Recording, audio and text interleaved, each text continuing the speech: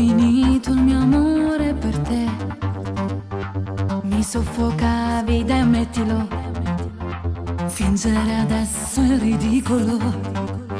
E non dire che è colpa mia, che non ti ho amato mai alla follia.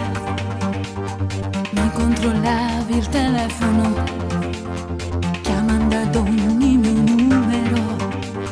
Ma non mi stanno più bene le tue scenate patetiche. E non mi chiamare amore, perché amore non è più